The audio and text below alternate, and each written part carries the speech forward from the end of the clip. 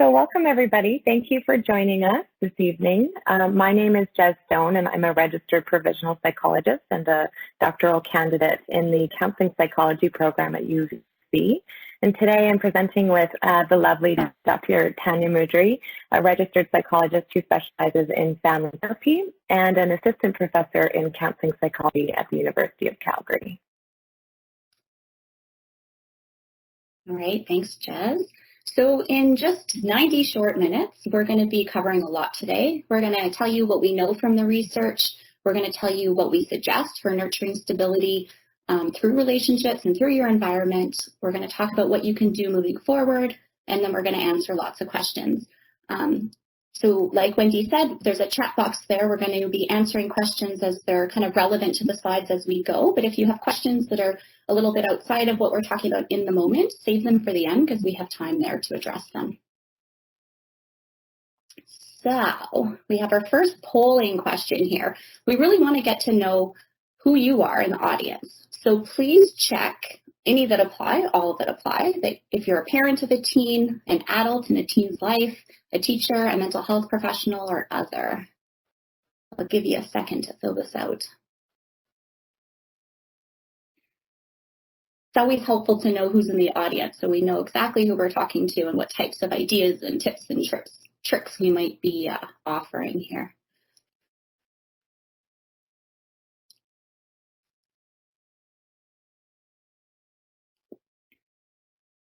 Well, there's a long time limit here. We also have a second polling question that'll be coming up next. So I'll give you a sneak preview of what that'll look like so you can start thinking about it for when it pops up.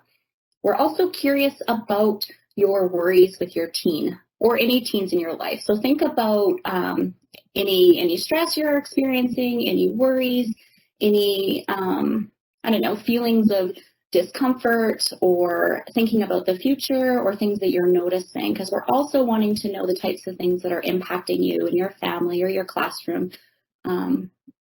as we're going forward. Oops, I'm going to open up my chat box here.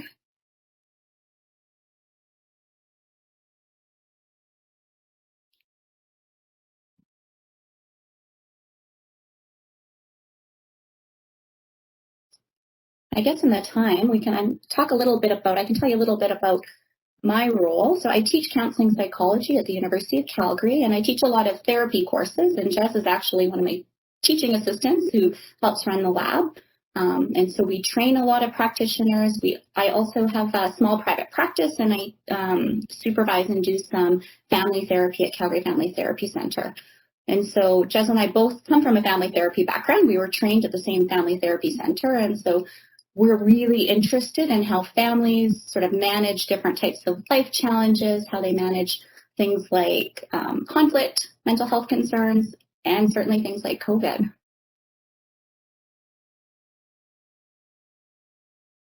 Oh, I think our poll is going to open here. So for the first poll, I don't know how this works. Oh, here we go.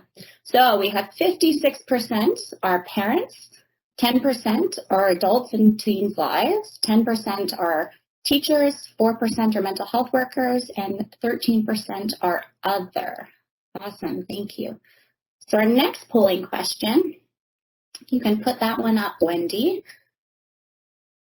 So biggest worry about your teens, excuse me. So check as many that are applicable. So it could be academic performance. How are they going to do in high school or in junior high? Their quality of education. Are you concerned about, is the curriculum getting managed the way it should? Are they getting the supports that they need? Are they getting enough one-on-one attention? Are you worried about loss of support? So this could be school counselors, health professionals, psychologists, that sort of thing. Loss of extracurricular activities. Preparedness for the future. So are you worried about what's going to happen after high school, how university might look, how the job market might look, decline in social relationships or schools? I hear some parents talking about their kids not getting enough sort of social communication, or if they're not in school, if they pulled them from school, they're worried about developing those social skills or losing some social skills that they've worked hard to gain. Bullying, anger, or aggression. So that could be from your teen in terms of being frustrated with the situation. Perhaps they're demonstrating some aggressive behaviors or anger in the family. anxiety, depression, general mental health. Some teens might be experiencing or projecting poor attitude or poor behaviors that you're not terribly fond of. Screen time might be a big issue. I've heard a lot about that. Family relationships. Are you worried about kids getting sick or making bad COVID decisions or not so great COVID decisions? So we're kind of getting an idea, or would like to get an idea about your concerns with the current situation.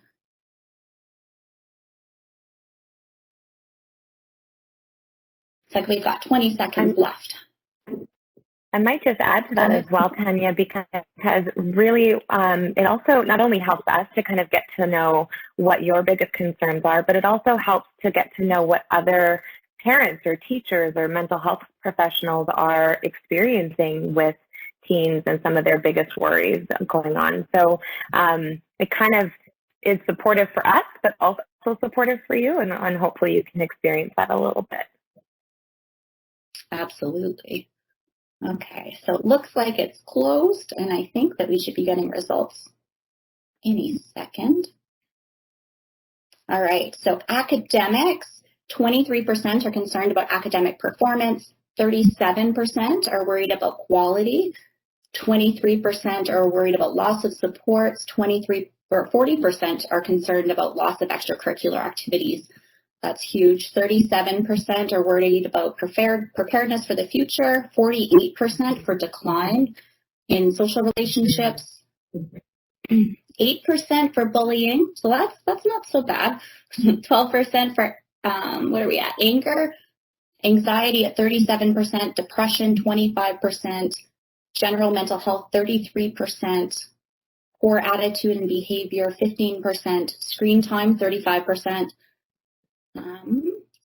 Family relationships at 17%, making COVID decisions 12%, and getting sick 8%. Thank you, everybody, for taking the time to fill that out. That really helps us out and gives us an idea of where everyone's at.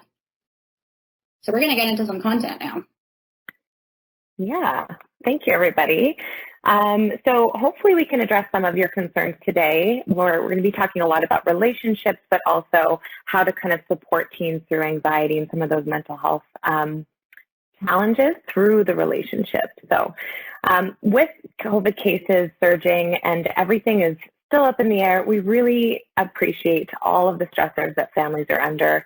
You're continuing to face challenges in every day in adjusting, in including the uncertainty of the future. We just really don't know what to expect, what's happening. And like any pandemic, COVID is actually considered to be a type of natural disaster. This is the area of my research. And we're starting to see really similar outcomes in the research that's being done with COVID to previous natural disasters. Particularly, we know that children and teens are considered to be a high-risk group for experiencing some negative effects following a natural disaster. And for teens, we are starting to see that there are some unique challenges with the current pandemic. So some of these are including significant changes, of course, to daily living, which then creates a barrier for them to be able to address this really important developmental task of seeking independence. And part of this is the result of having to rely on caregivers. And so adolescents may feel as though they're lacking some control, which is a really weird place for adolescents to be in when you're already struggling to find ways to achieve that healthy independence from your parents. We're also seeing the result of interrupted social lives. As many of you have noted, this is a concern of yours. And it's because of isolation and quarantine and all of these new restrictions that we're facing. Another important development outside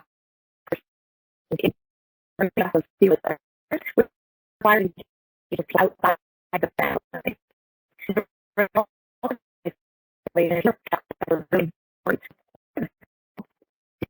Teachers and coaches. They may them, but just not in a direct, rich way that they would if this wasn't going on. And finally, vulnerable teens are... Sorry, Jess. Yes.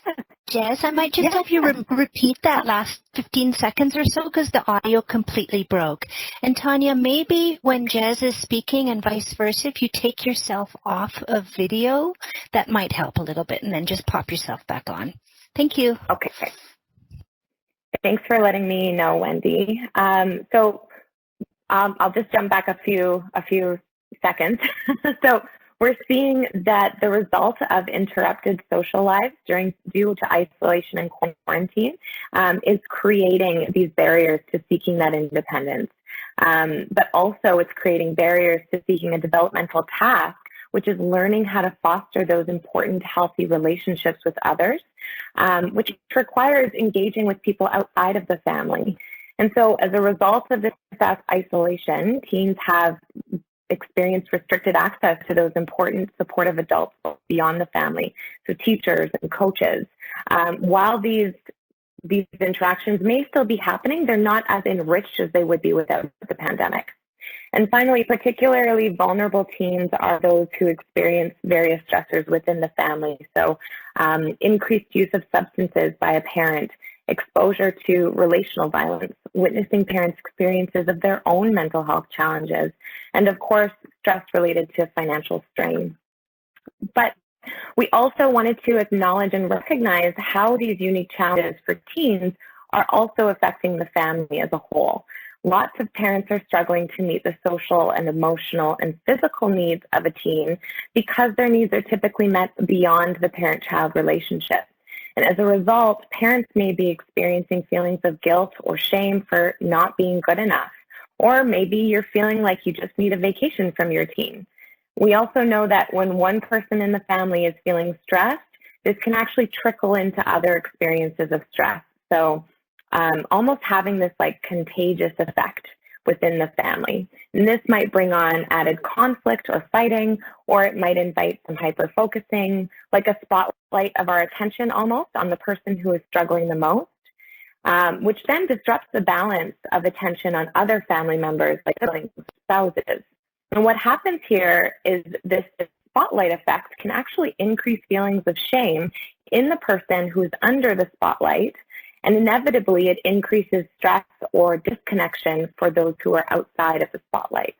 And so we really can start to see how these residual effects of stress from the pandemic on the family, and with these challenges come worries of what the long-term effects might be for teens and for the family.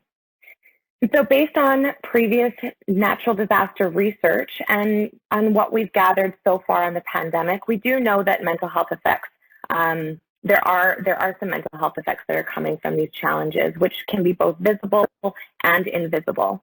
Some of the visible effects include a decline in school performance, which some of you had mentioned, a change in social skills or social motivation, for example, not wanting to see their friends, wanting to stay at home or isolate. We also might see some increased agitation or irritability or maybe some aggression. Now, these visible effects are often connected to some invisible effects. So symptoms of anxiety, whether these are general worries or specific fears like what the future might look like. We also see increased symptoms of depression and post-traumatic stress. It's important to remember that what we see on the outside, so those visible effects, it doesn't always represent what's actually on the inside. So for instance, anxiety or depression may come across as anger or oppositionality, withdrawal, low motivation, difficulties with sleep, or maybe some physical complaints like headaches, stomach aches, physical pain, maybe feeling fatigued. So it can really be helpful to ask ourselves, what are we not seeing, or what's underneath the behavior that I'm seeing? The potential for these effects become actually more severe when there's added risk factors. So these might look like applying any sort of unhelpful or negative coping strategies, which might be a passive or avoidant coping style in general. So ignoring any signs of stress, ignoring emotions, not wanting to talk about it or process anything, ignoring any sort of additional information that can really expand our perspective to think differently about the pandemic or about our situation. It also can look like applying unhealthy coping behaviors. So engaging in the use of substances is a great example in this case. Another risk factor is experiencing any sort of situational stress. So financial strain, exposure to the virus, isolation and quarantine, and also relational stress. So increased conflict, that increased disconnection to friends, to family members. And we know that stress perpetuates stress.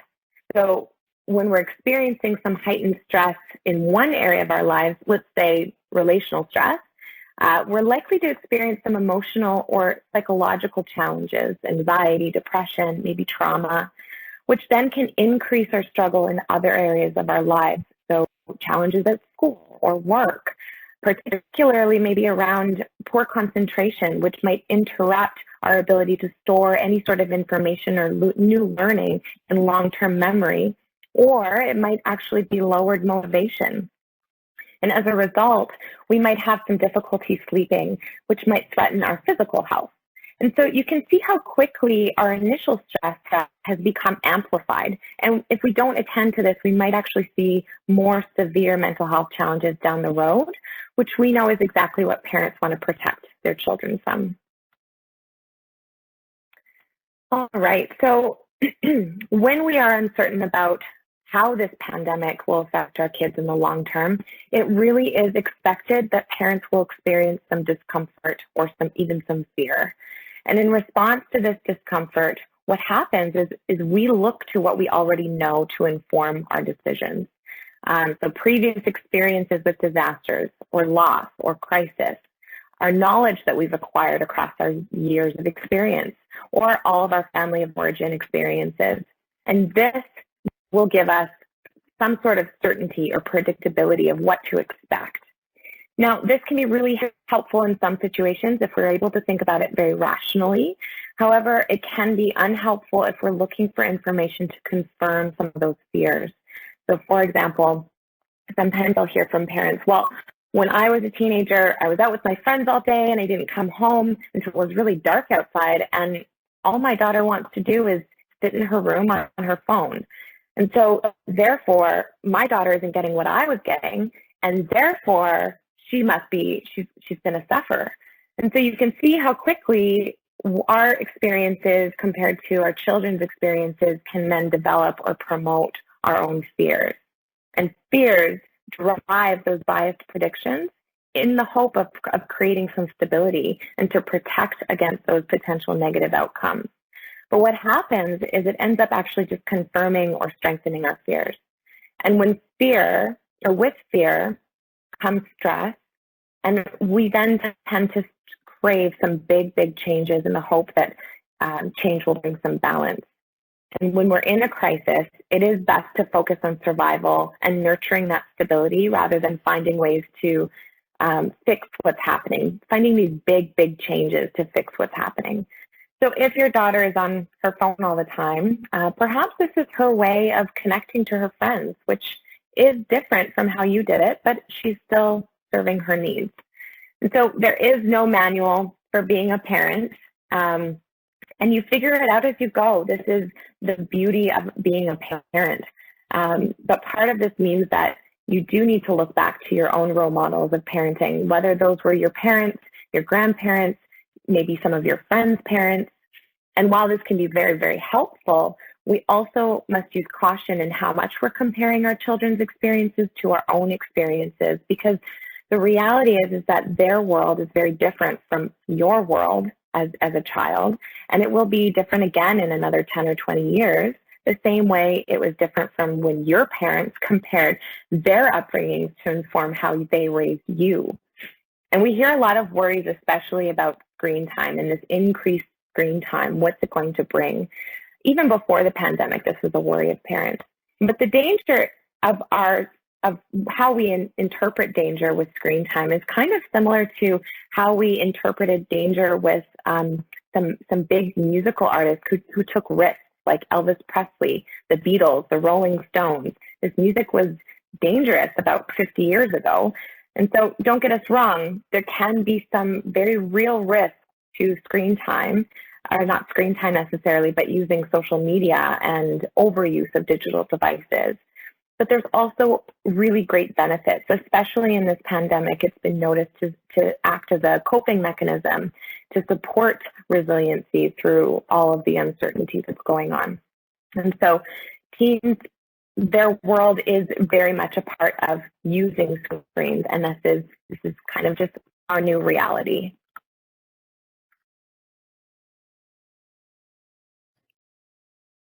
All right, I'm back.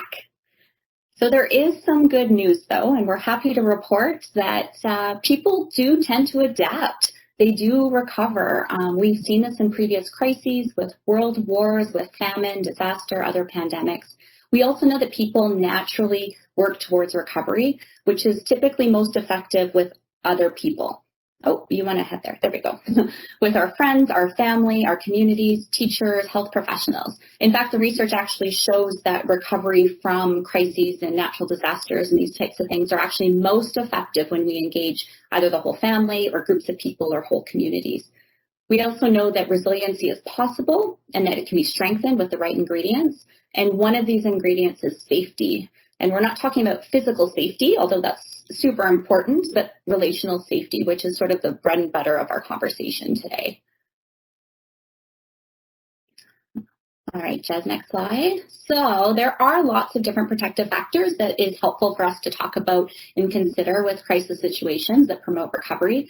So first, there's like personality, individual sort of internal traits of resiliency. Everybody is different, and each of us will handle stress differently and see stress differently. So if you tend to be, or you have a teenager who's kind of a go with the flow, chill kind of person, they may be less anxious during this time. Or if you naturally seek connection and social connection naturally, and you're doing this now, this is typically more protective.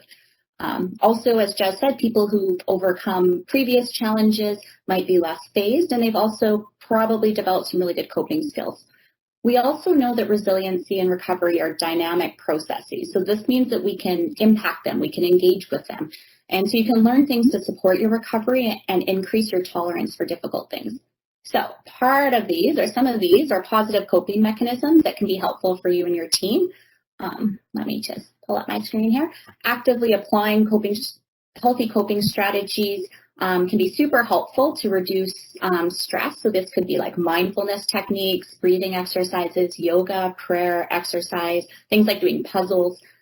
Developing problem-solving strategies can be helpful, and you can support your team in making good decisions and work through problems, work through decisions that are a little bit tricky or different with COVID. Planning for struggle can be helpful. What will we do if we have to be quarantined again? How will we manage that? How do we deal with living in this house all together where we want to sort of strangle each other and we're so frustrated with our siblings? How do we manage this? Cognitive restructuring is helpful. So this is a fancy way of saying changing unhelpful thoughts, and this is the kind of thing that many psychologists like to do. And there's lots of tips and tricks on the internet as well, and self-help books and manuals for that. We also think it's really important to do activities that bring joy or produce positive emotion and affect. So we know that from the research, for example, that exercise has been demonstrated to reduce stress, to reduce anxiety and depression. In some studies, as good as antidepressants. Music, time in nature, walking, singing, drumming, dancing, mindfulness activities. All of these things in the first way give us space outside of the stress. So it's not kind of like an escape or reprieve from our daily life, but they also contribute to our sort of positive emotion or energy buckets. So when we feel more satisfied with life in general, we're in a better position to cope when things get tough. So this looks like more patience, clearer thinking, more perspective, and distress tolerance or emotional control. Community is also really important. So relationships to community for our teams can invite pro-social action and a sense of social responsibility, which can create a greater sense of belonging and a greater sense of purpose. It also provides us some agency or control when we feel helpless. So there's a lot of things right now in our lives that make us feel completely helpless and completely unable to contribute. So doing little things like shoveling a neighbor's sidewalk or delivering supplies or even checking in with somebody who's important to us can really go a long way in terms of making us feel like we have a little tiny bit of control in a really out of control situation. Relationships, of course, Jez and I are all about the relationships with being therapists and being family therapists. For teens, friendships are really important. Positive adults, so these could be teachers, coaches, piano instructors, all of those folks have a huge difference in their life. And then family relationships. So we think it's really, really important to enhance and maintain our relationships, which really sort of creates longer lasting safety and protection. So safe relationships help encourage a calm brain rather than an emotional brain. So when we feel safe and secure, our brains also feel safe and secure. And when our brains feel safe and secure, we're way less likely to jump to scary thoughts. We're way less likely to have unhelpful reactions like panic or anger or frustration. We're less likely to move into fight or flight. And so we want to create nice, healthy, safe relationships as much as possible so that we're able to manage our sort of neurobiology and manage our physiology to feel safe. It's important to think about how, at the end of the day, we're going to have lots of ups and downs in our lives. We're going to have crises, and we're going to try different strategies. Some strategies will work, some won't work. Sometimes we'll have to adjust them. But if we have these nice, sort of healthy, secure relationships, we're going to be able to weather the storms that come our way. All right. So this slide is actually from Dr. Bazant, who's a psychiatrist in town. And I thought it was really interesting and helpful to sort of examine where the hours of influence or who influences our kiddos' lives. So if your kiddo has a psychologist or a therapist, they might see them an hour a week, maybe once every other week. So that's an hour out of all of those hours in a week. Other adults like extracurricular coaches, teachers, maybe after school care, other less involved adults, you might see them 2 hours a day, 5 days a week for about 10 hours a week. Teachers spend lots and lots of time with our kids. So 7 hours a day, 5 days a week, that's like a full-time job engaging with our children. And parents, they win the jackpot with 6 hours, 5 days a week, 24 hours on the weekend, so a whopping 54 hours. So like it or not, parents and teachers really know teens best.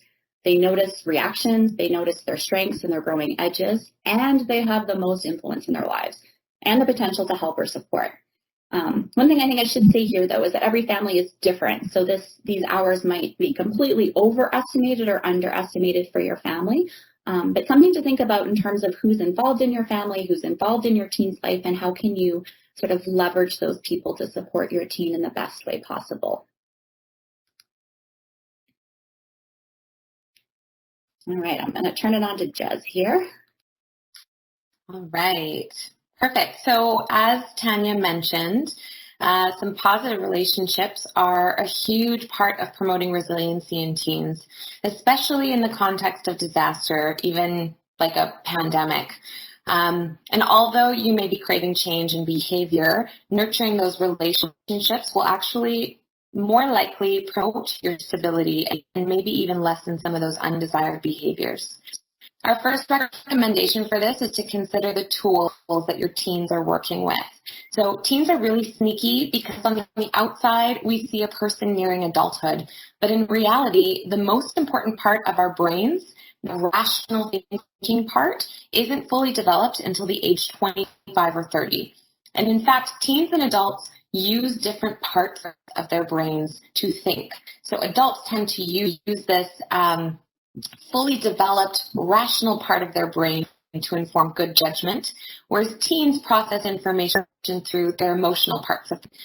And when we add various mental health challenges like stress, isolation, depression, anxiety, maybe ADHD and learning disabilities, the teens developing rational brain is at an even greater disadvantage because their emotional brain and arousal system, so that fight, flight, freeze system that Tanya was alluding to, they're running the show, which means that in those moments when emotion is high and thinking and learning is actually turned off. And so making good decisions to support coping might be hard to access in those moments. In a sense, teens are kind of like a journeyman carpenter, and parents are the master carpenter, teaching them how to use what tools they have while they slowly collect all the tools needed to be an expert. And so if you're really struggling with your relationships with your teen, it might be a sign for you to reevaluate some of your goals. Are your goals too narrow? Are they too focused on really small behaviors? Are there maybe too many that you're trying to work on? And perhaps these goals are contributing to anxiety, which might actually be counterproductive. So during times like this, it really is important to nurse stability through creating predictable and safe environments. So yes, homework is absolutely important. But what's more important is the safety that is promoted through your relationship. So trying to put a pause on those behavioral goals just for now, and then focusing on those relational goals, those value-based goals. So sleeping in on a non-school day, handing in an assignment late, or maybe not at all, keeping their room clean. Maybe these are goals that can be put on the shelf for now so that you can focus on those values, which is really, really important for times of crisis. We kind of need to step back, focus on the relationship, focus on the bigger picture to reduce some of the pressure that our teens are experiencing. And when we talk about value goals, it's things like respect, connection, kindness, safety, all of those things that are really important to who you are as a family. And it can be really helpful to invite your family as a whole to then sit down and create a list of these value-based expectations and outline as well some potential consequences if they're not being met. And so what this does is it gets your teens involved, and it takes some of that pressure off by making it a family mission. It also provides some clarity of what teens can expect from you as a parent. We know that behaviors change. And so this document is meant to be a working document if we want to pull in the work lingo. And it should be visible. So something that is on the fridge or on the wall, putting it up somewhere where people can see it as a good reminder. When these expectations are followed through, be sure to celebrate with your teen or your family members. So for instance, you're struggling to get your son to join you for dinner. One day they do, immediately celebrate it. Thank you so much for coming to dinner. You have no idea how much this means to us. Make sure you're also practicing this positive praise in other areas, because it can really strengthen a child or a teen's personal narrative of being capable. So just by sending the message that I believe in you, I'm proud of you, I know you can do this, and I'll be here to celebrate with you when you're done, that promotes that emotional safety. I know it sounds a little bit fluffy and maybe a little bit less strategic, where all you want is some strategies right now, but trust us that this does actually promote the relationship.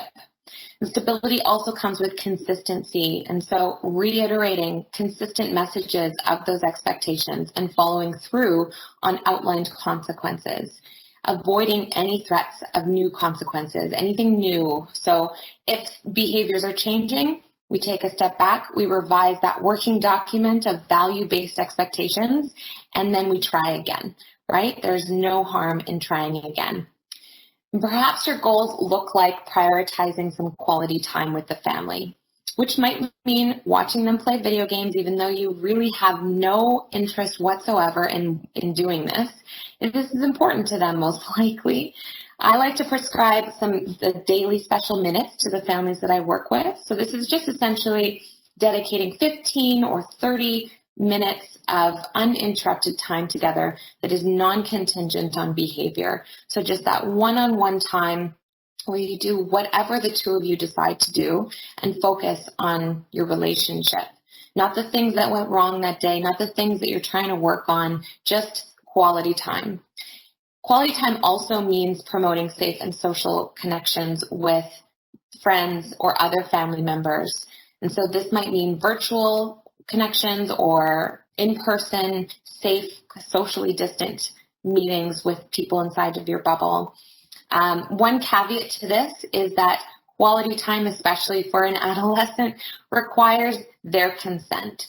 And so while we can invite our teens to spend time with us, they actually accept that invitation. And we just really need to be okay if they're not ready to accept that invitation yet. You can further promote some of your relationship by checking in with your teen and not jumping into fixing their problems. You should probably prepare for them, again, declining your offer or not wanting to talk.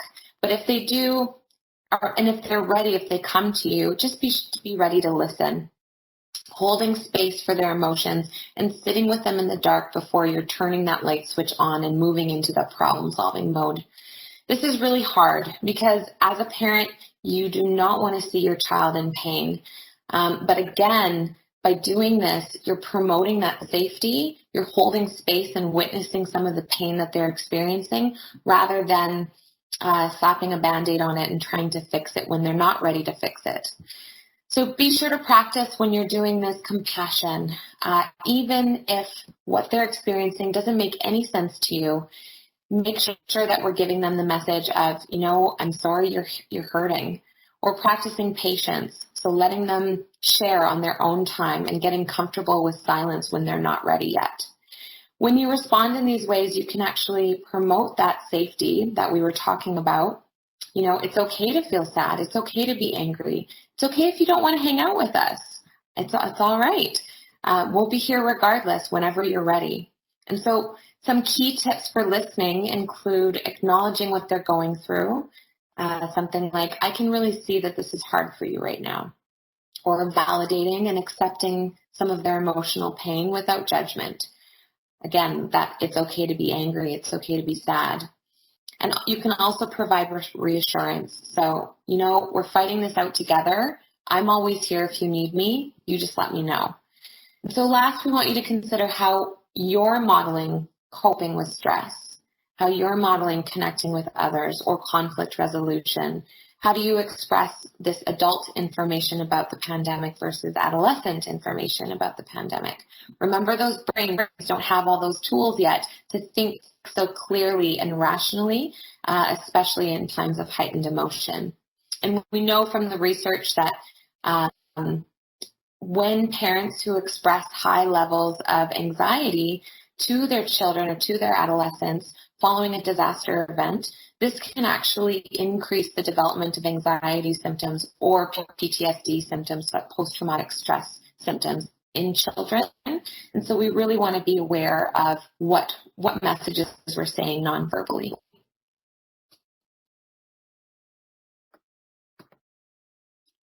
Okay. We have our final poll question. If you're getting sick of them, it's the last one. Arguably, it's the most important one. We're curious about the behaviors that you're worried about or see in your teens. So what behaviors do you see in your teens? As an example, I try to help and they withdraw. I try to help and they fight back. They refuse to go to school. They refuse to do their homework. They refuse to help out in our family. They would much rather spend time with their friends than with us. They would rather be in their room alone than be with us, playing video games, reading, watching TV, generally ignoring us. They're addicted to their screen or device. And so one of the reasons that we're asking about behaviors, and Jez and I, as I said, we're both trained by, I'm just talking because you guys are filling this out. We're both trained in family therapy. And so how we see mental health problems, how we see struggles, we base them in interactional patterns. So we're going to get into some juicy interactional patterns so that you guys can see the types of things that might be happening in your family and work on those areas. And then that will definitely help sort of support your teen and prevent some of the mental health issues, depression, anxiety, frustration, agitation that you may be seeing with your loved ones. I'll give you a couple more seconds to fill those out.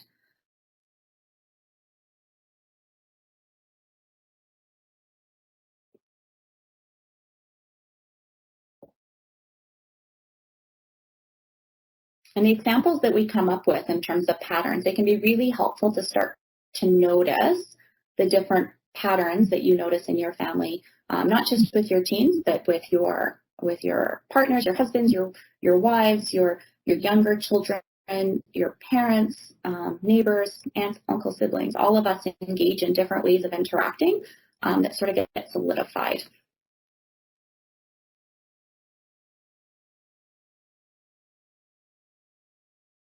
All right, we got 17 seconds. I should have some background music to entertain all of you while we're waiting for the poll to close. Okay, here we go. So 31% talked about I try to help and they withdraw. 19%, I try to help and they fight back. Refuse to go to school, only 3%. You've got some good studious kids out there. 10%, they refuse to do schoolwork. They refuse to do housework is 28%.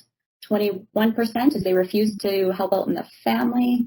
Oops, am I doing this right? 41% is they would rather be in their room alone than with us. And 43% is they're addicted to their screen/device. Okay, those are some pretty good behaviors, or not so good behaviors. So Jez and I hope this works if we both put on our screen for one quick example, because we're going to play teen and parent here. This is the best part. So we're going to bring you back to your high school physics lesson for a second. And like Newton's law of motion, every action by one person will invite a particular reaction by another, which then inevitably invites a different or repeated reaction by that first person. So it's kind of one person does one thing, then another, and it kind of continues this cycle. These are the patterns that Tanya was alluding to. When we're in a relationship with somebody, whether that is our teen, partner, friends, even colleagues, these patterns can develop into repeated interactions. And the more that these interactions are repeated or practiced, the stronger or more compelling they become. And so to clarify, the patterns that we're talking about can either keep us stuck in some of that fighting or stress, or they can promote some positive relationships and some positive mental health. You may have noticed as well that some of these undesired behaviors or the challenges that you've mentioned that you have with your teens are kind of stuck on replay, which is exactly what we're talking about, that entrenched pattern of coming back to it over and over and over again. But you might also notice some things that you're really good at, and we don't necessarily recognize these as much, but we are engaging in really healthy patterns as well. And so what we'd like to do is invite you, as Tanya was saying, to notice some of those patterns of interaction, both helpful and unhelpful, as you for the rest of this week, for instance. And we're going to give you some examples. So, for instance, I'll be the parent, and I might be really worried that Tanya, my 15-year-old daughter, let's say, is falling behind in school because she can't find the motivation to do her homework. And so after several repeated homework battles, I might say, you know what? I don't even think you're trying anymore to get your homework done. It's like you don't even care about school. You need to start doing your homework on time, Tanya, or you know what? You're going to be losing your phone. And in response, Tanya might say, oh my God, you're so annoying. You're always on my back. I've done my homework, but of course you didn't notice. It doesn't matter what I do. You know what? I'm not even going to do my homework. So you can see here how my criticism of Tanya's motivation actually invited her to first defend herself, and then it perpetuates her low motivation. She's giving up, right?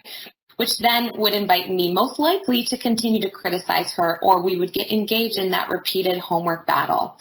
So if we think of what a criticism actually is, it's usually our desire to invoke different behaviors from another person because our needs aren't being met or we're worried. And so we need to recognize that your intentions are good. But if we also look at what a defense is, it's usually our efforts to protect our own integrity and our good intentions. And so the problem is that these good intentions are not being displayed by either party. The first person, so myself, is seeing this disregard for my concerns. So Tanya, I'm noticing that she's disregarding my concerns.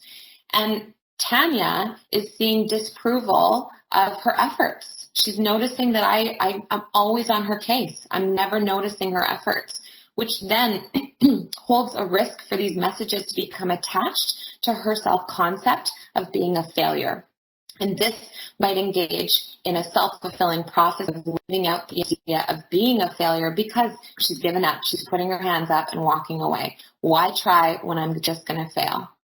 And so instead, what can be helpful is if we recognize the efforts of the other person, even if they're so small and we don't think they're good enough, they're still efforts. And so what this recognition does is it shifts the narrative from being a failure to having potential, which will increase feelings of pride, very motivating feeling, and increase that self-confidence, which then can promote that motivation to do homework. So for example, we'll do this one more time for you. I could say to Tanya, Tanya, I know math isn't your favorite subject and you didn't do so well in that test. I'm sorry to hear that. But I know that you tried your best and that's what's important.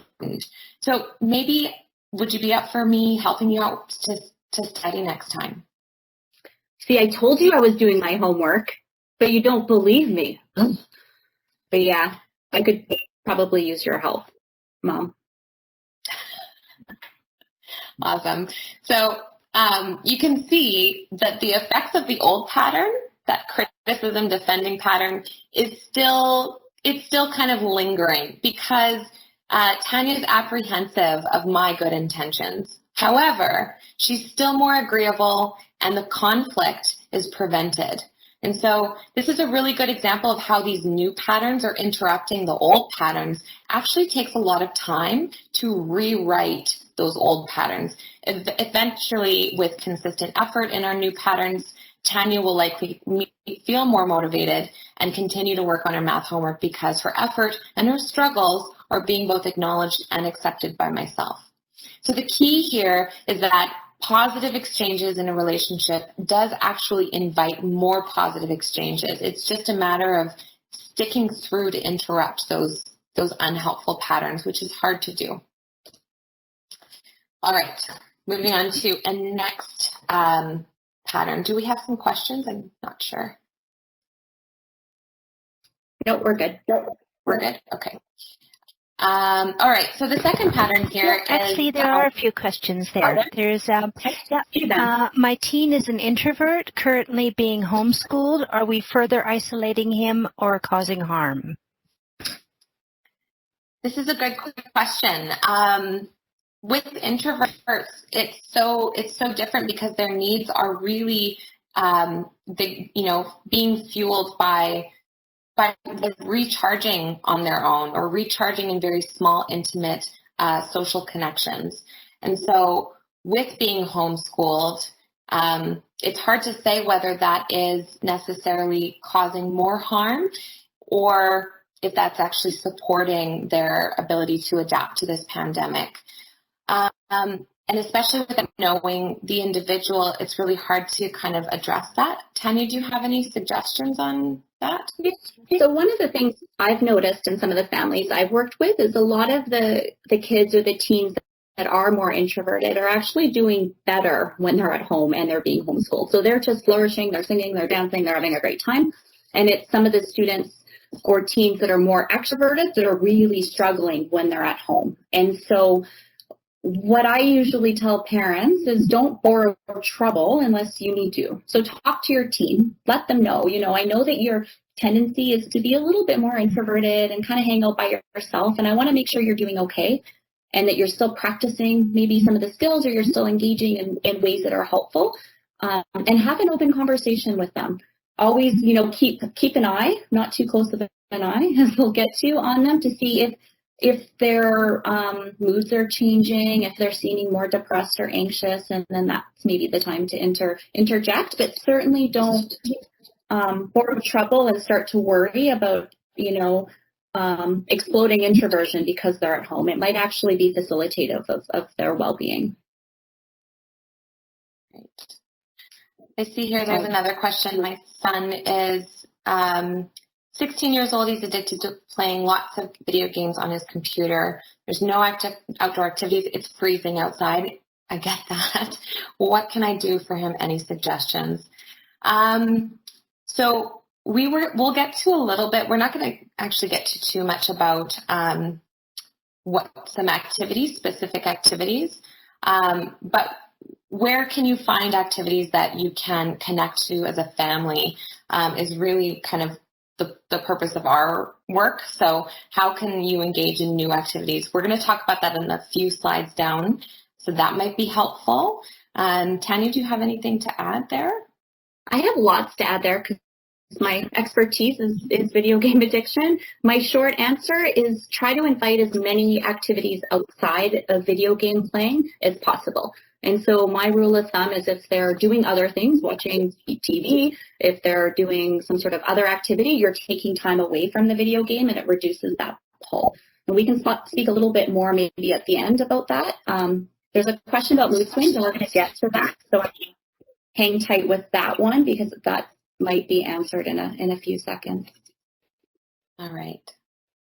Great. Good questions. Thank you, everybody. So another common pattern that we might see in families under high stress involves our response to certain emotions. And so when these emotions particularly are not shared with ourselves, it can be really hard to understand them or get what our teens are going through.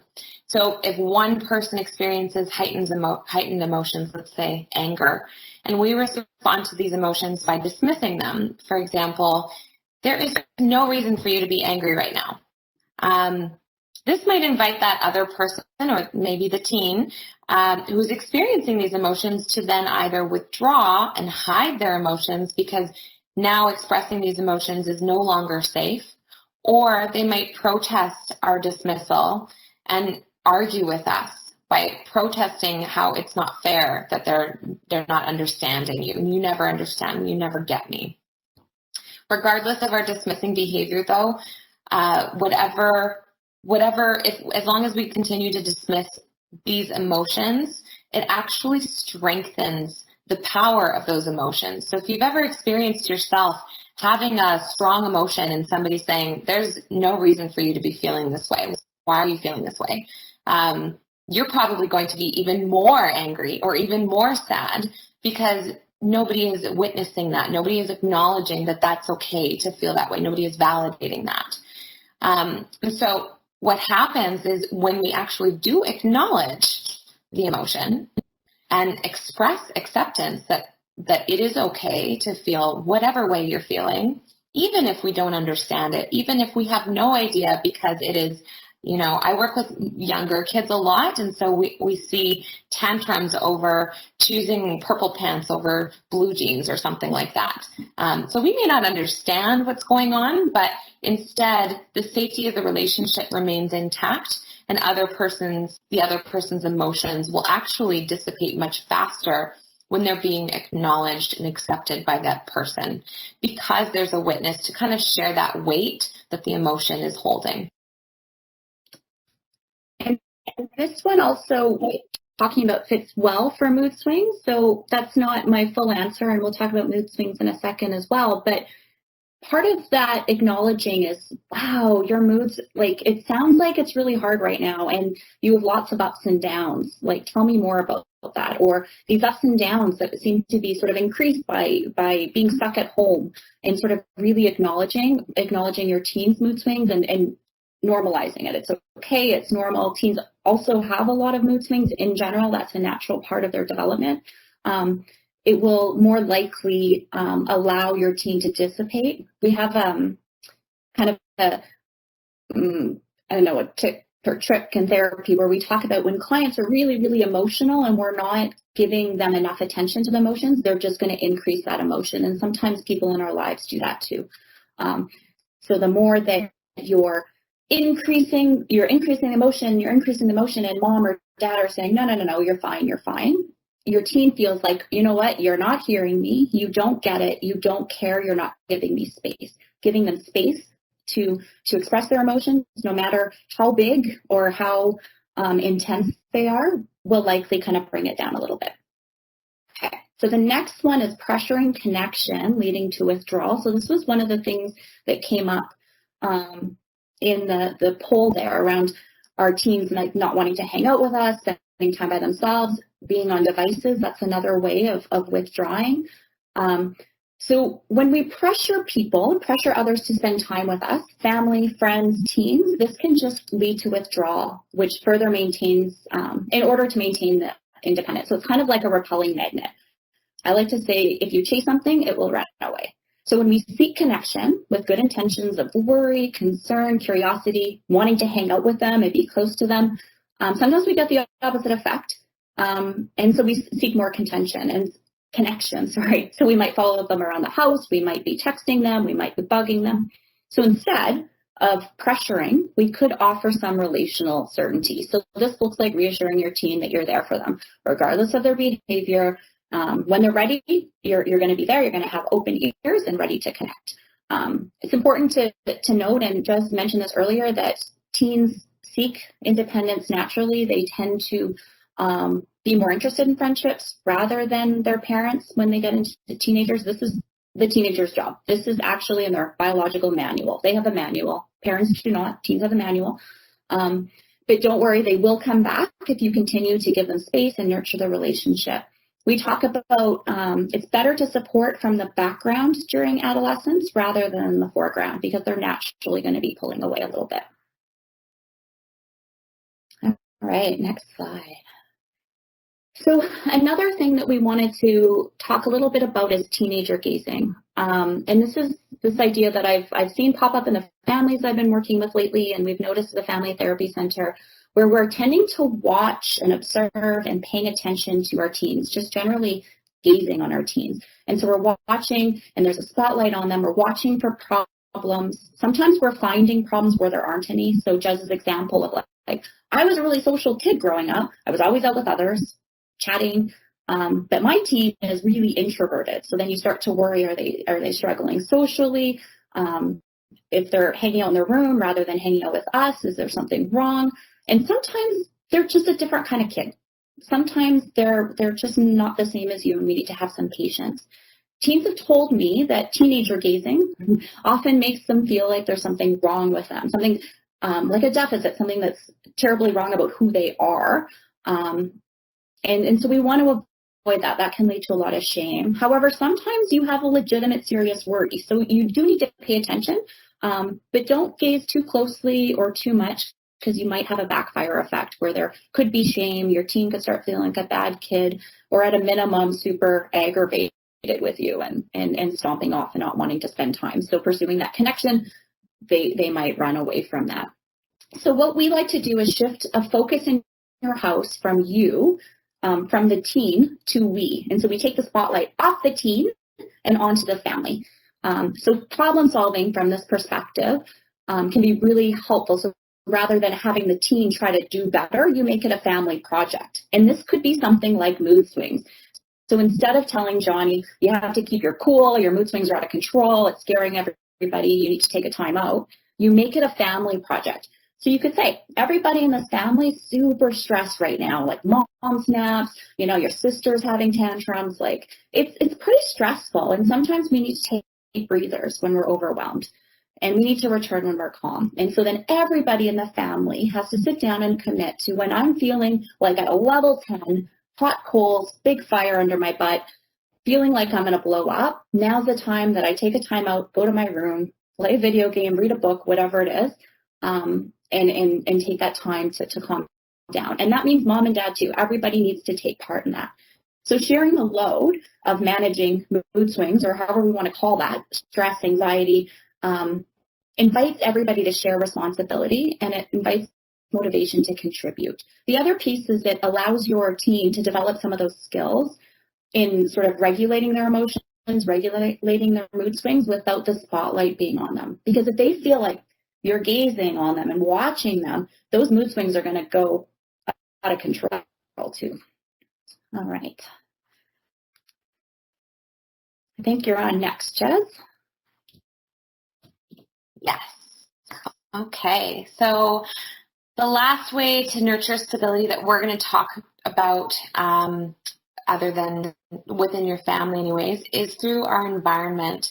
So creating predictability through routines. I'm sure you've heard this plenty of times now. This is kind of the go-to recommendation. And the reason why is because routines create consistency, which creates predictability. And so things like consistent meal times, homework or school schedule, times of the day for social activities, all these little things. With adolescents, though, it's a little bit different because we don't want to create too many rigid routines where kids, we might need to schedule a little bit more tightly. With adolescents, we want to make sure that there's still some independence, right? So there's some room for that development. But with teens, that predictability is important, but we're not overscheduling our teens' lives. We're just creating general predictability that provides them with a sense of certainty. I know that dinner is served at 6 o'clock tonight, but mom's watching a webinar, so it's going to be just me on my own kind of thing, right? So we're all kind of thinking about what are the certain things that we can guarantee predictability in to then create stability within our environment. And like predictability, we also need variety. So this was mentioned before. How do I increase variety in my child's life outside of video games?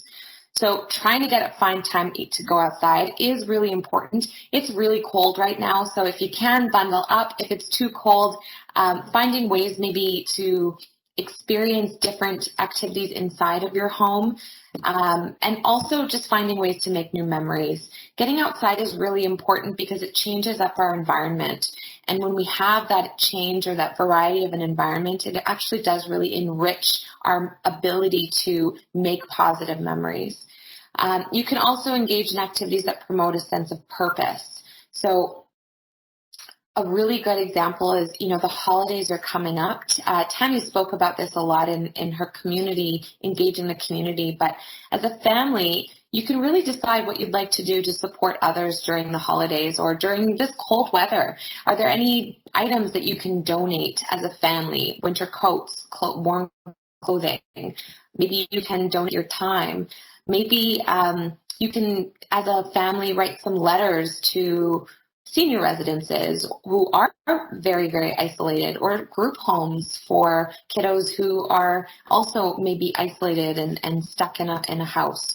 So volunteering your time, donating clothing, whatever you need to do, when we have a sense of purpose from this sense of uncertainty or during these moments of crisis, it really does help us create meaning about our experiences, which then promotes resiliency and growth from our experiences.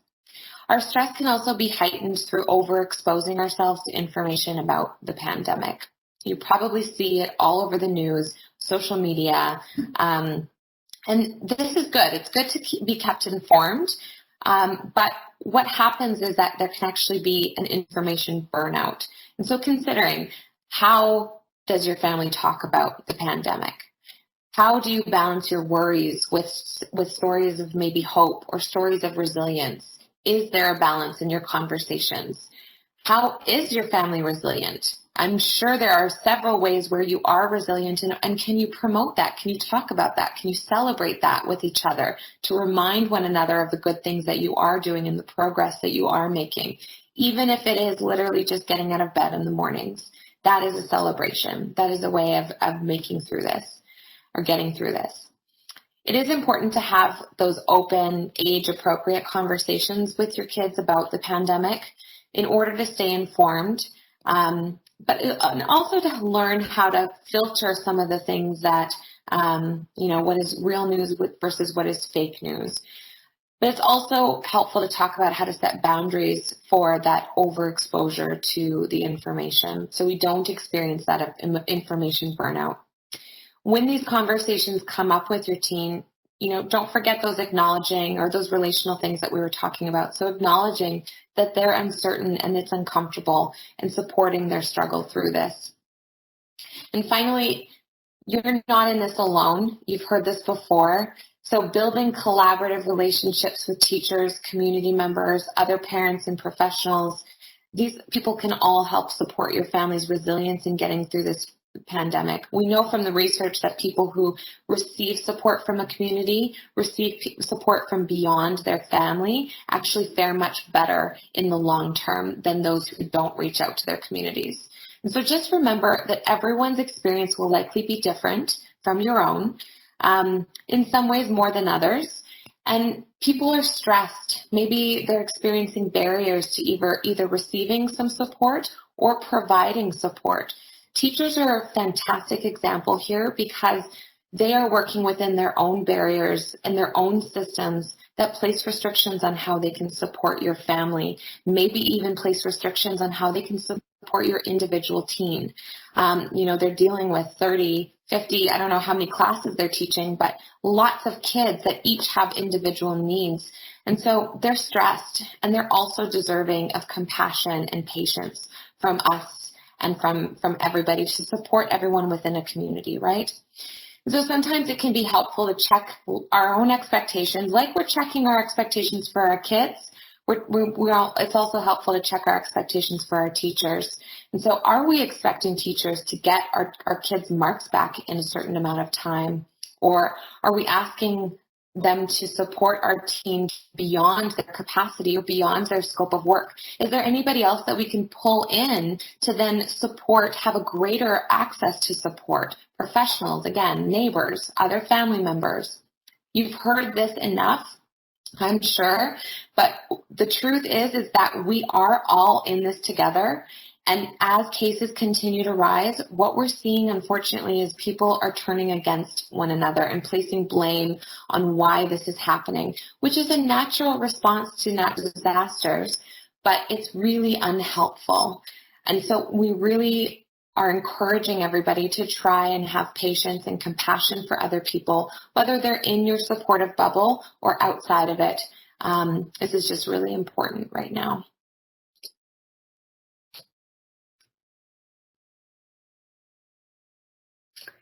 And you need to have compassion and support and patience with yourself. So taking care of you, this is really huge. I'm finding that I'm working with families and parents aren't taking care of themselves. They're stressed, they're anxious, they're just kind of scraping by. And it's really that airplane oxygen mask metaphor that we use on the airplane. So you have to put your own mask on first before we can help other people. And this is really important with our relational life.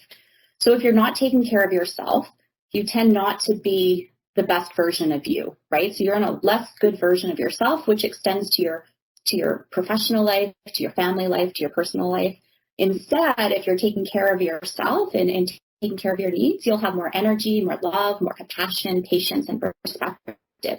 You have a healthier version of you. So ask for help. Seek the support of your network, of your community. Go to professionals, psychologists, counselors, therapists, support groups. Prioritizing self-care is really important. And I know with parents, this is really hard, especially if there's multiple people in the household and aging parents and all of that.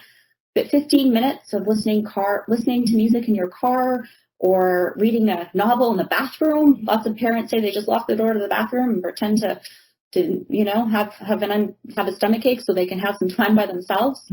Fine. Dedicating room in your house every night for you time between 6 and 6:30, watching your own shows, prioritizing sleep and nutrition, attention to substances, and this includes things like caffeine that can heighten our anxiety. Considering the effects of mindful activities versus mindless activities. So how does it feel different if you're watching TV versus doing a puzzle or a crossword puzzle, or journaling or talking to friends? Take frequent breaks during the day, evenings, weekends, time to yourself just to recharge, take a breather. Trade off with others if you can. So with your partner, or if there's grandparents in the picture in your bubble, or if you have people in your cohort bubble with school, see if you can trade off there. In times like these, it's also really important to allow for uncomfortable emotions or even befriend them. So we're human. We're supposed to struggle and feel awful when things are awful. And things are pretty awful. It would be strange if you weren't affected by what's going on. Tears are okay. Exhaustion makes sense. Less patience and snapping happens. That doesn't mean we're weak, and it doesn't mean we're broken or that this feeling will last forever. So practice compassion for yourself. We're seeing a lot of parents turning on themselves right now, feeling like failures. So how can you remind yourself that you're doing your best in this hard time? We also want to know what's help that you found helpful. So as we're just finishing up, we're going to give some resources and then go to some questions and stuff like that. But we'd like you to think about and share with others in the chat box what you found helpful. So what are the skills, the strategies, different success stories that you found helpful for your family and for your teen? So share those in the chat box if you have any creative ideas, because I think, well, Jess and I both think that families have a lot of expertise and they have a lot to share, and their ideas are usually much better than ours. Okay, so where can we go from here? All right. So there are a few upcoming opportunities that Tanya and I wanted to speak to before we move into opening it up for questions. The first is an opportunity to participate in some research that is looking at how families are experiencing this pandemic from a relational perspective. The findings actually will directly contribute to creating more webinars like this. And it's also going to be creating a children's book and some family-specific resources that directly contribute to supporting families through this pandemic. So if this is something that you're interested in, recruitment will likely be sometime in December. And if you're interested, you can follow me on Twitter. The handle there is right up on your screen. So jstone_psych with an H. I should be posting the research poster, the recruitment poster, shortly within a few weeks. So if any of you are interested, feel free to follow me on Twitter. I believe Wendy said she would be open to sharing it as well over email to the attendees of this list. So thank you, Wendy. And we have exciting, sorry, I got distracted here. So at the Workland School of Education, where Jez and I are, we have an integrated services and education program, and we're offering free counseling to parents and to children and teens, and that's 6 to 18 years old. So 8 counseling sessions online for free, and this will be starting in January. So if you're struggling or you would like additional support, please take advantage and get some support for you or for your kiddos. You can register right away. You can go online there, click on the 2 programs, Strong Parents, Strong Kids, and Strong Mind, Strong Me for the kids. And yeah, we're really excited to be offering this for free right now during COVID. So questions? Thank you, everybody. Should we leave this slide up? Yeah, maybe. Okay.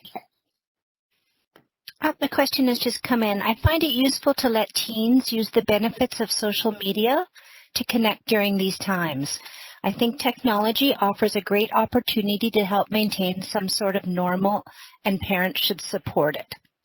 Oh, not a question. Sorry, just a comment. Great comment, though. Actually, what we're seeing in the research with the pandemic, specifically with teens, is that access to social media for adolescents is being used as a very effective coping mechanism and is supporting those resiliency factors that we were talking about. So it is a way of maintaining that social connection within such tight restrictions that we're having. So thank you for that comment. Yeah, and I mean, there was a question earlier about video games, and it kind of leads off of that. So one of the things that I'm finding is we really need to think about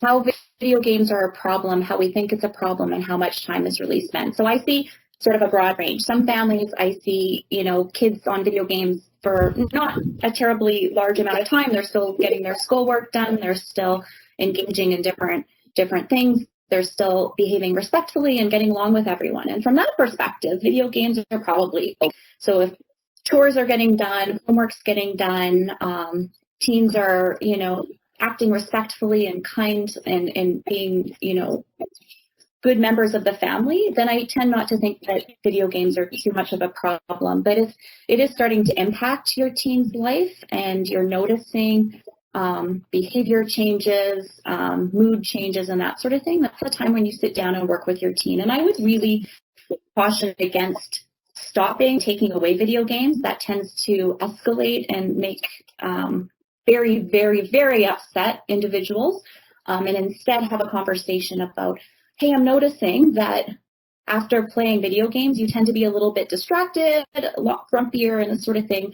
I'm wondering if we need to, do a little experiment, find out if video games are impacting your mood, and give them the benefit of the doubt. They're going to tell you they're not addicted. They're going to tell you that they're fine. So let them prove that to you. Let them figure that out themselves. And if it might be about spending time doing some other things. So allocating amounts of time or certain timing to play video games, earning video game times can be helpful for parents in terms of, if you get the bits around the house that you said you would do, if you promise to walk the dog every day and you walk the dog every day and you're respectful and you're kind in the household and you don't torture your siblings, then yeah, you can play video games for X amount of time. Mm-hmm. Do you have anything to add to that, Jez? No, I think that I would agree with all of that. I do tend to, for people who have had the conversation, have tried all the things that they're working on, or open conversations, it's really just not working, but they're noticing those behaviors or those shifts in mood. That's a really telltale sign that maybe it is too much. And so, or maybe the content is not maybe appropriate, right? So we need to consider not only the amount of time, but what the content our teens are using and whether or not it is appropriate, not only for their age, but their developmental age. So sometimes kiddos with ADHD, their maturity tends to be about roughly 2 years younger than their actual chronological age. So if they're 16, maybe they have the maturity of a 14-year-old.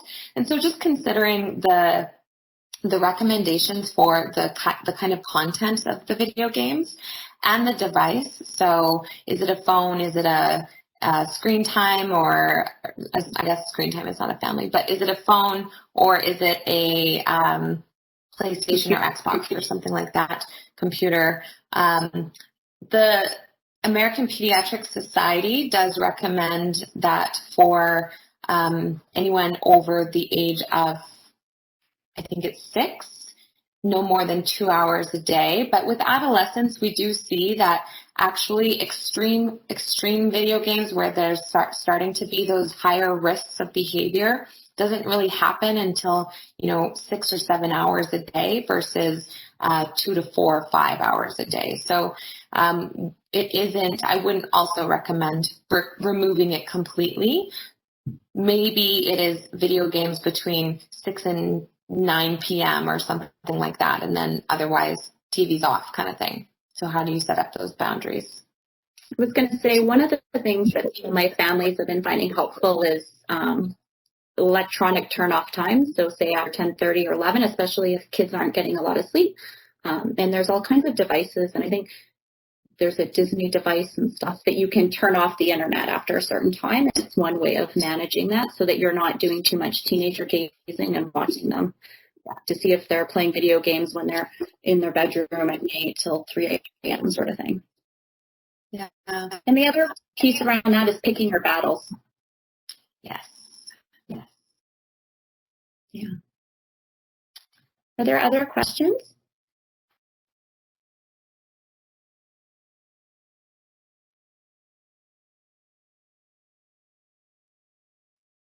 Everything's clear as mud. Oh, somebody is asking a question. Might be a little controversial. I'm just going to see how I can reword this. I agree that social media is a good coping mechanism. How do parents handle it when there are popular speakers like who do not support the use of Instagram and other social media? Mm-hmm. So,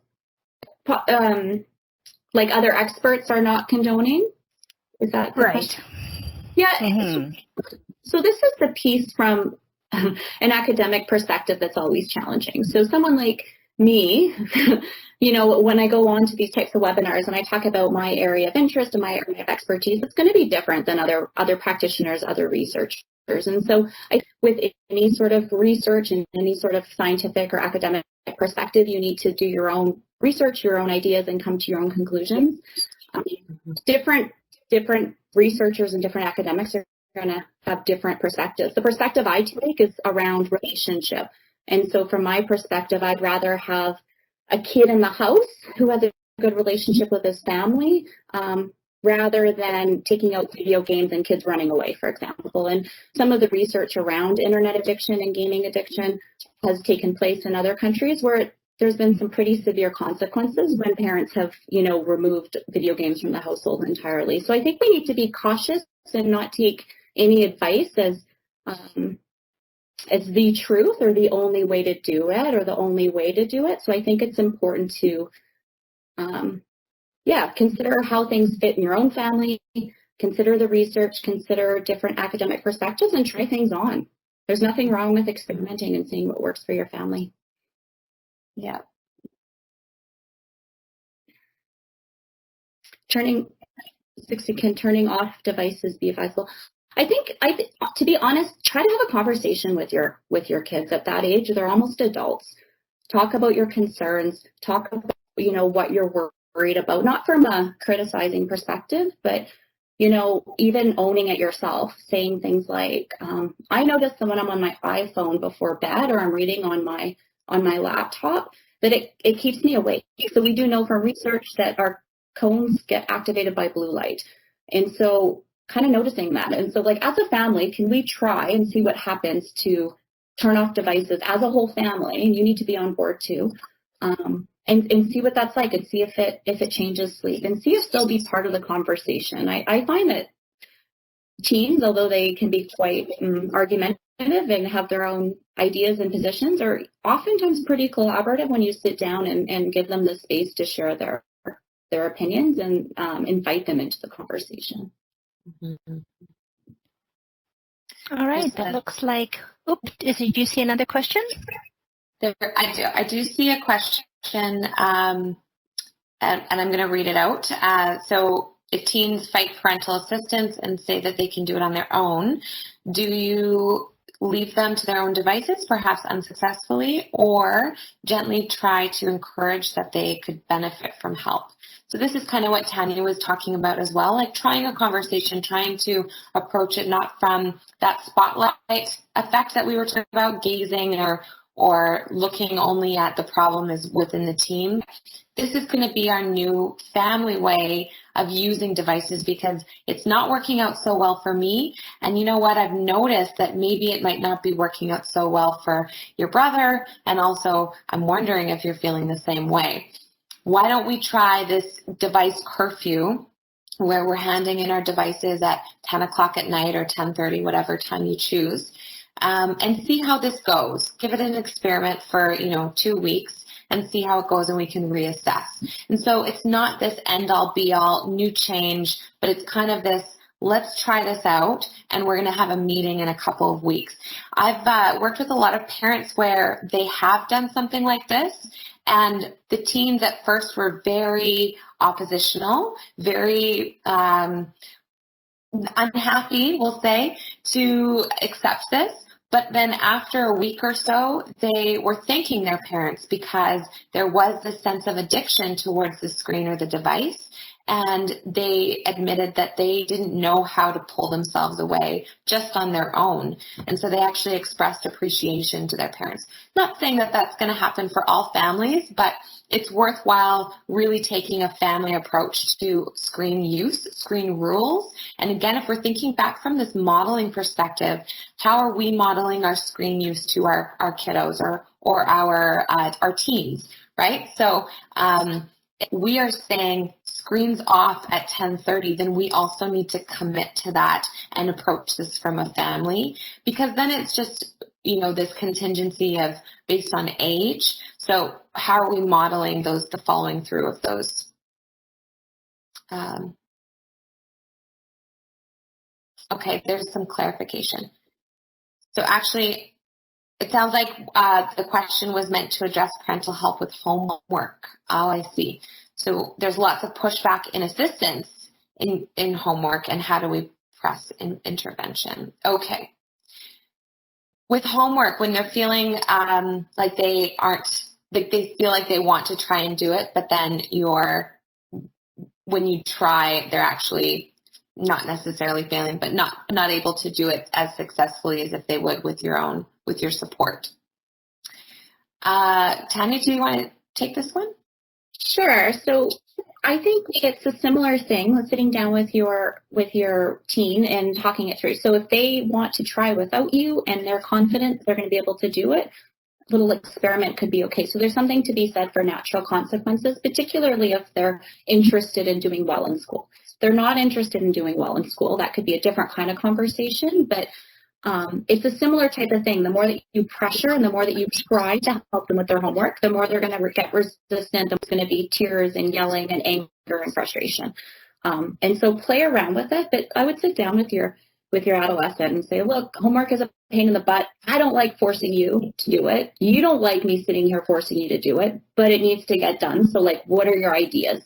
And is it about a certain time of day? Is it about them spending half an hour trying it first and then inviting you to help when needed? It's kind of trying to invite your teens as much as possible to be part of the problem solving process is really helpful, because then they feel like they have some control over what's happening rather than parents just demanding and controlling, because that quickly will invite protesting, rebelling, anger, resentment, frustration, tears, stomping, all those things. Mm-hmm. It might be helpful too to ask them, how can I support you? What do you need from me? Do you need me to work beside you silently on my own work? So then if you have questions, I'm here to ask or to answer any questions you have. Do you need me to quiz you on a certain test, or help you write out flashcards when you're trying to study for a test, if anyone uses flashcards anymore? Also, you could say, reminding them, I'm going to be here if you need any sort of support. So you're at the table doing your math homework. I'm just going to be over here.